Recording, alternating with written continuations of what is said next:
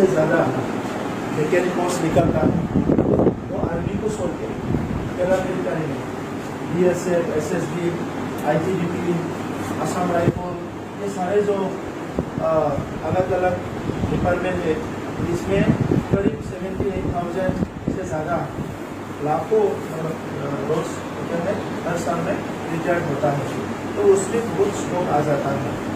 बाकी मिलिट्री में तो अलग है, तो इंडियन मिलिट्री जो है ये सबसे डिसिप्लिन है, तो इसको पाने के लिए, इसमें जाने के लिए आपको बहुत मेहनत करना होगा।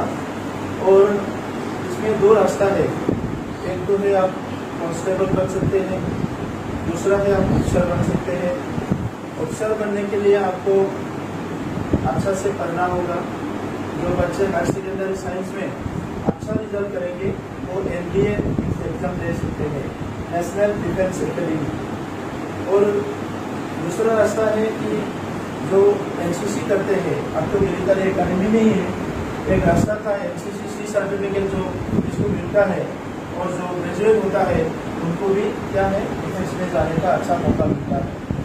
तो अभी दूसरा रास्ता ये है कि आप या तो डिग्री BA पास करो, BSc पास करो, और उसके बाद CDS एग्ज़ाम दो, कॉम्बाइंड डिफेंस सर्विस नाम का एक एग्ज़ाम है, उसको देने से आप डायरेक्टली आर्मी ऑफिसर बन सकते हैं। बाकी पैरामिलिट्रीज के लिए भी काफ़ी एग्ज़ाम्स होते हैं हर साल, तो उसमें आप एग्ज़ाम में अगर पास किए तो आप जल्दी ही ऑफिसर बन सकते हैं। तो आपका ज़िंदगी बहुत डिसिप्लिन होगा, अच्छा होगा, और आप देश सेवा कर पाएंगे। देश सेवा आप जबान में करेंगे, बाद में भी आप बहुत कुछ कर पाएंगे। तो इसीलिए क्या है, हम लोग को एक करियर बनाना है और फोकस रहना है कि ये चीज़ करना है। अभी मैं भी बहुत स्पीड से काम करता हूँ, क्योंकि मैं NCC में था। NCC में मैं पूरा इंडिया घुमा था। NCC में मैं कमांडर भी था कॉलेज में, तो आर्मी विंग में था, हम लोग आर्मी में था। मेरा दोस्त कोई एयरफोर्स में था, कोई नेवी में था। NCC में मैं आर्मी में था।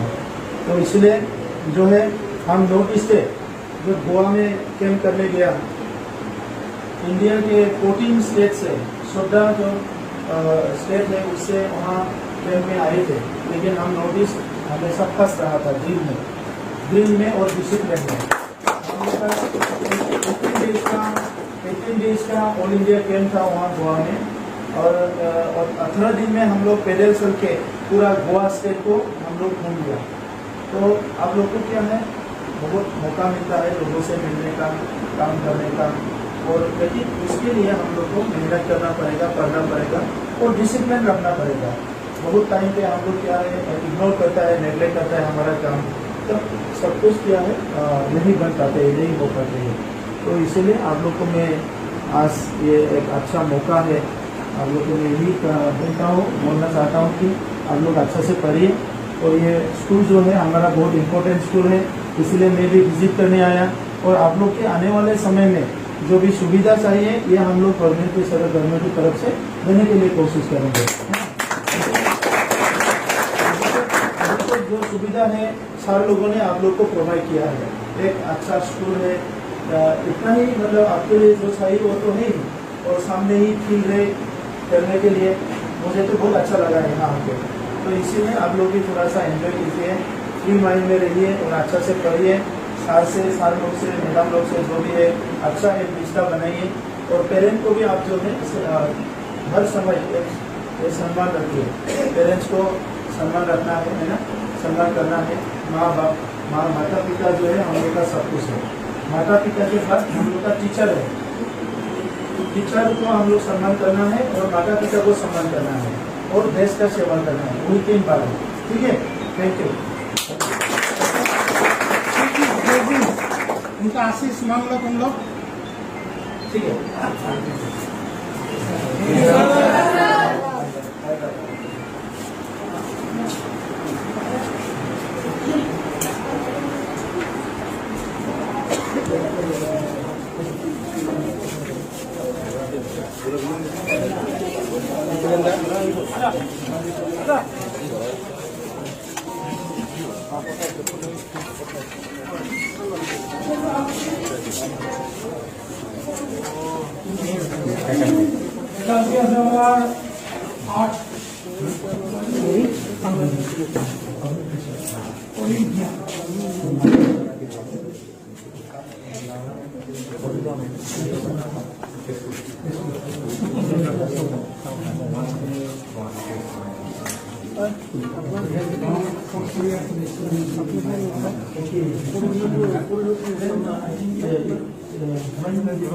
Milestone service.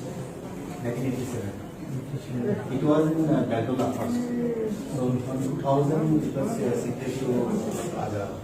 Then you already joined there. I have joined here in 2005. Here in 2019.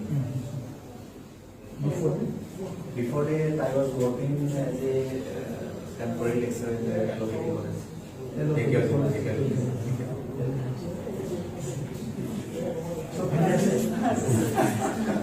স্কুলটো চাবলৈ আহিছোঁ মই দাদাৰ লগত বহুত দিন কথা পাতি আছিলোঁ তো এনেকুৱা এখন স্কুল আছে বুলি কৈ খুব ভাল লাগিছে স্কুলখন অলপ ডেভেলপ কৰিব লাগিব আৰু অলপ বঢ়াব লাগিব কেপাচিটিটো এতিয়া কিমান আছে 44 students. Class 6, 5, 6, 7. আচ্ছা এইবাৰ আমি ক্লাছ আৰম্ভ কৰিম তাতে ইনফ্ৰাষ্ট্ৰাকচাৰ হৈ গৈছে মই বনাইছে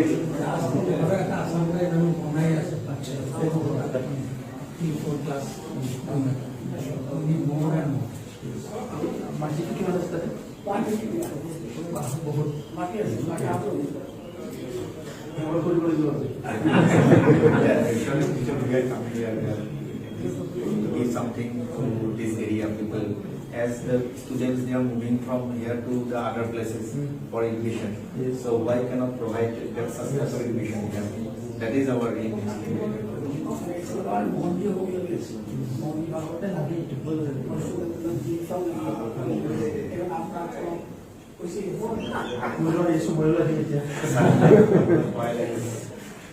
মোৰটো বহুত ইণ্টাৰেষ্টেড মানে ডিফেন্সে মোৰ কিবা আছিলে চইচ আছিলে জীৱনত আৰু দুবাৰ চাকৰি পাইছিলে কিন্তু লাভত নাই জইনে কৰিব নোৱাৰিলে এবাৰ আৰ্মিত এবাৰ বি এছ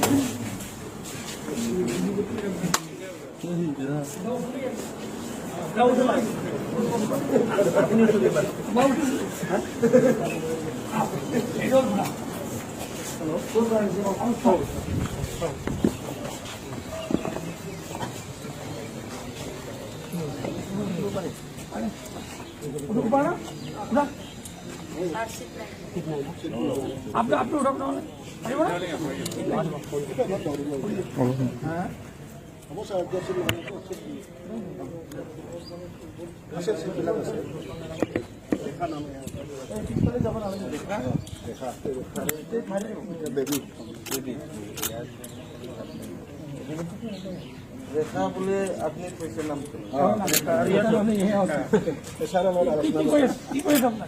নামটো ৰেখা ছাৰ আৰু ইয়াৰ বেবী ছাৰ ভালে আছে ন ছাৰ এইটো কিবা বেমাৰ হৈছে নেকি মাখি পৰিলে এনেকুৱা হয় খাদ্য দি আছে পুৰা ছাৰ ক'ত ৰাখে ৰাতি ৰাতি এইফালে আছোঁ ছাৰ ইয়াৰ লিভিং ৰুম আছে চাৰিফালে দুইটাও মিলি জুলি থাকে থাকে ছাৰ কাজিয়া নকৰে তাকে উঠে ন মাজে মাজে নাই ছাৰ এইটোতো নাইকি চাইড আপনি উঠে নাই কৈছে আমিতো উঠো আমি ইটো লুকাই পেলাই উঠো ছাৰ আছে আউটচাইডত কিমান বয়স হৈছে ইয়াৰ 6 ইয়াৰ্ছ আৰু ইয়াৰ এইটো চাইডত 5 ইয়াৰ্ছত লৈ আছে 6 ইয়াৰ্ছ 1 বছৰৰ 1 ইয়াৰ্ছ এইটো মানে এনাৰ্জি আছে পুৰা ছাৰ লাগত আছে মাজে মাজে উঠিব আছে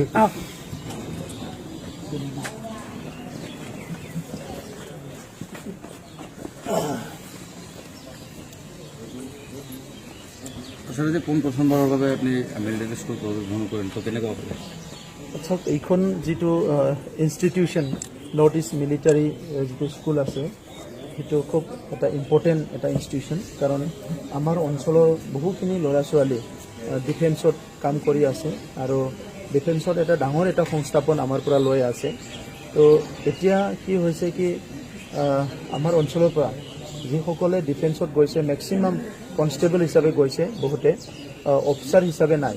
গতিকে এটা একাডেমি যেতিয়া হ'ল সেই একাডেমিৰ পৰা আমাৰ ছাত্ৰ ছাত্ৰী ল'ৰা ছোৱালীয়ে এতিয়া সুবিধা পাব কি তেখেতসকলে অফিচাৰ হিচাপে ডিফেন্সত জইন কৰাৰ কাৰণে, কাৰণ ইয়াত ছেকেণ্ডাৰী লেভেল বা ইলিমেণ্টাৰী লেভেলৰ পৰাই ডিফেন্সত মানে যোৱাৰ কিছু আইডিয়া যিটো আছে সেইটো ইয়াত সম্পূৰ্ণভাৱে দিয়া হ'ব।